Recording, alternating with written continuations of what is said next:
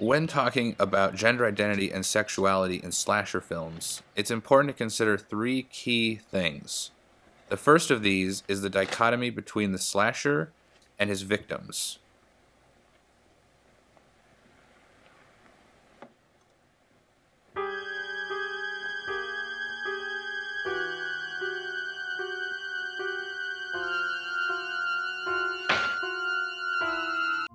The perfect example of this would come from the classic film Halloween, which sort of set the precedence for all slasher films to follow it.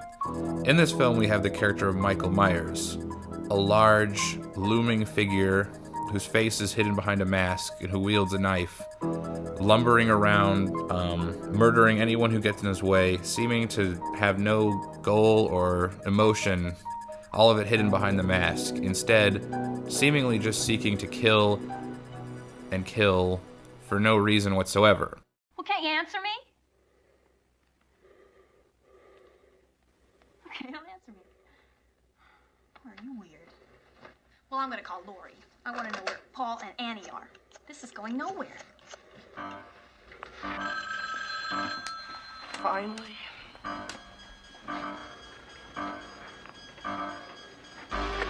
Hello?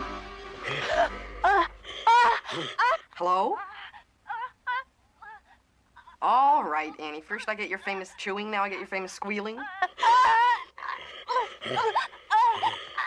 Annie, are you all right?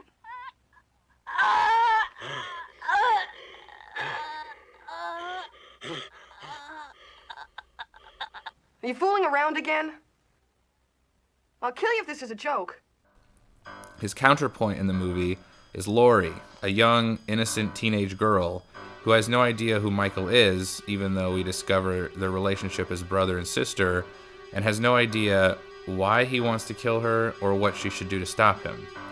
What's important in this movie is how these two characters are portrayed. Michael as the looming, powerful, oppressive, masculine figure, and Lori as a more subdued, feminine figure. In this case, we as the audience are supposed to identify with Lori and identify with her struggles, to contrast with Michael's slaughtering.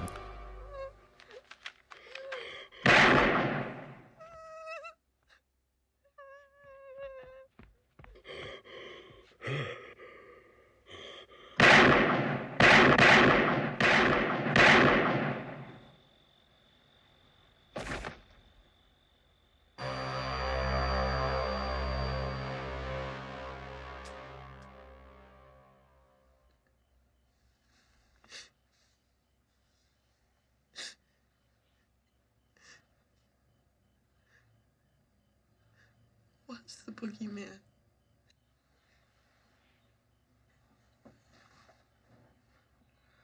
As a matter of fact, it was. Carrying off of this point comes into the second key issue of slasher films, which is the weapon. Traditionally, it's a knife, but it doesn't always have to be. It can be a machete, an axe, a claw. It could even be the monster's entire body, like an alien.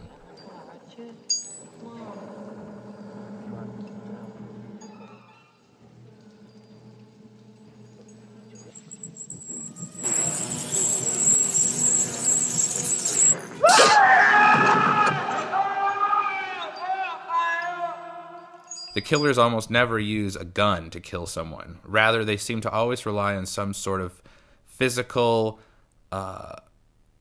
object that you use to penetrate and you use to stab or eviscerate with. The weapons are a lot more intimate. They're a lot more personal. Because of that, the weapons in these films become an object of sexuality, and they become an object of male abuse and dominance. In a sense, the knife and its thrusting and stabbing motions becomes a phallic image of a penis as it penetrates and dismembers its victim.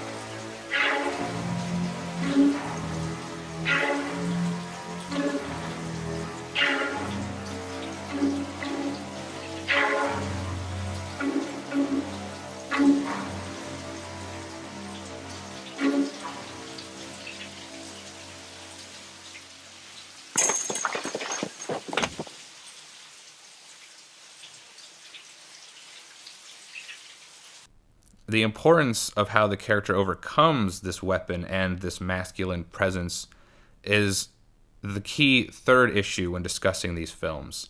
Yes, the killer goes around and murders a bunch of people, but as long as the heroes are developed enough for the audience to want to root for them to succeed, then we hope that they overcome this figure. We hope that they overcome this slaughter. That's why a movie like Halloween or Nightmare on Elm Street with Nancy succeeds so well, because these movies present a horrifying villain that in some ways allows us to revel in the slaughter and the mayhem, but they also present a key hero that we can root for and want to succeed over them. The fact that this character is often a woman or a girl is important because they're the counterpoint to this dominating masculine adult presence. Instead, we have this young female presence who we want to succeed and we want to see them kill or defeat the killer or the monster. Nightmare on Elm Street is a perfect example of this, with Freddy invading even more personally than any other, because Freddy is someone who goes into your dreams to kill you. You know, he comes into your bed and he enters your dreams, your most personal and secure space, and he kills you there, so there's nowhere safe. No one can sleep, nothing. There's a key moment after Freddy kills Nancy's boyfriend, and he calls her on the phone, and the phone becomes like a tongue, and he tells her these words like, "I'm your boyfriend now," and it's important because he's trying to assert dominance over Nancy. But what happens afterwards is also critical, because Nancy overcomes Freddy, she overcomes his advances, and she defeats him, essentially.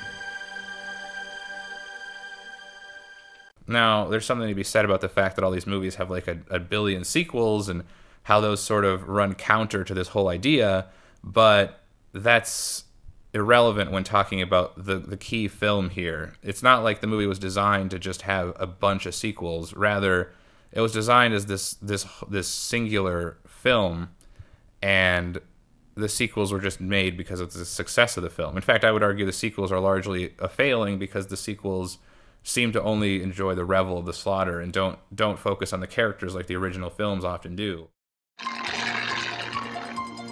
And this time, he's back with a vengeance. Halloween 5, The Revenge of Michael Myers.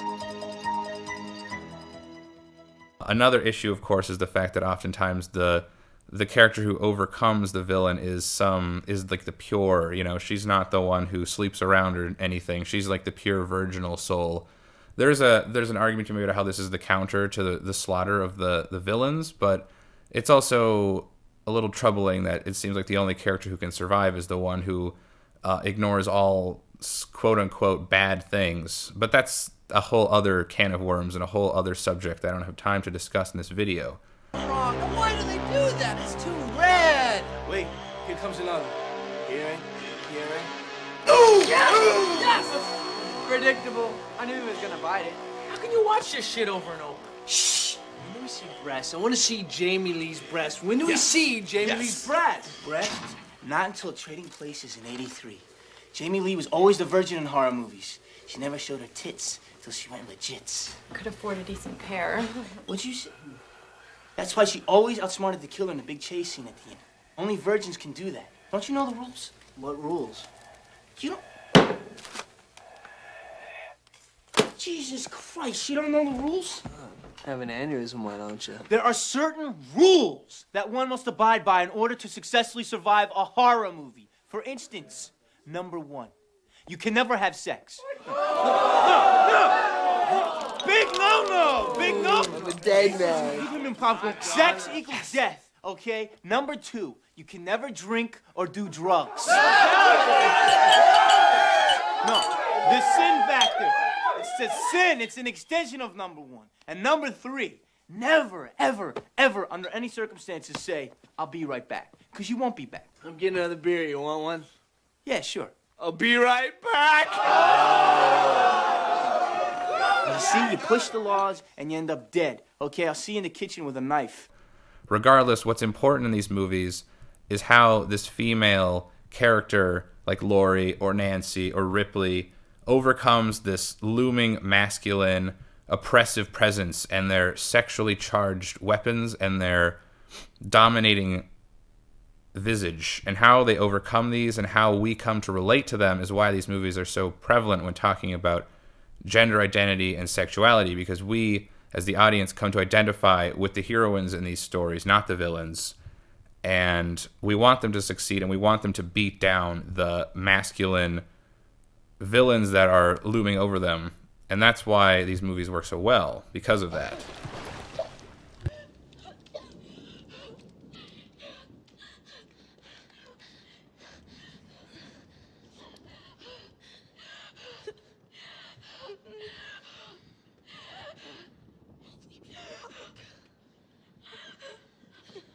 Jay?